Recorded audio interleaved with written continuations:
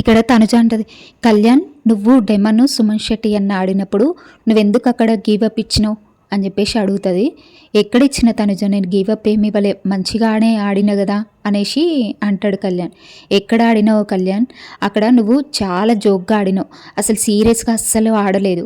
అక్కడ డెమన్ పవన్ అసలు గెలవాలి అనుకునే ఆడినవా లేదంటే నీకోసం నువ్వు ఆడినవా అర్థం కావట్లేదు అనగానే నా కోసమే ఆడిన తనుజ అంటే, మరి నువ్వు ఎందుకు ఓడిపోయినావు, అది టికెట్ ఫైనల్ అని తెలుసు కదా, సీరియస్గా ఆడాలని నీకు తెలియదా, మరి ఎందుకు అంత జోక్గా ఆడినావు అని చెప్పేసి కళ్యాణ్ అడిగితే కళ్యాణ్ అంటాడు, నేనైతే సీరియస్గానే ఆడిన తనుజ. అక్కడ సుమనన్న పెడుతుంటే ఈ సుమనన్న దగ్గరికి డెమన్ పవన్ దగ్గరికి వెళ్ళేసరికి నాకు అక్కడ నేను నా బాక్స్లో పెట్టుకోలేకపోయినా, చివరికి ఇక అవుట్ అయిపోయిన రేస్లోంచి. అంటే కాదు కళ్యాణ్, నువ్వు స్ట్రాంగ్గా గట్టిగా ఆడుంటే సీరియస్గా ఆడుంటే నువ్వే విన్ అయ్యేవాడివి అక్కడ, కానీ నువ్వు ఆ ఛాన్స్ తీసుకోలేదు, డెమన్ పవన్కి ఇచ్చేసినావు. నాకు అక్కడ అస్సలు నచ్చలేని గేమ్ అని చెప్పేసి ఇక్కడ తనుజ అయితే డిస్కషన్ చేస్తూ ఉంటుంది కళ్యాణ్ తోటి. తనుజ ఇంకా లోపలికి పోగానే అక్కడ భరణి గారు కూడా వస్తారు.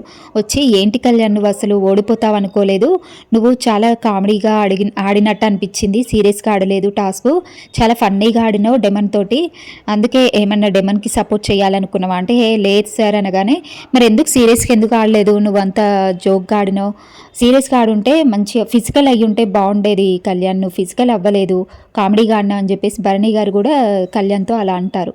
ఇంకా తర్వాత సీరియస్గా ఆలోచిస్తూ కూర్చుంటాడు కళ్యాణ్.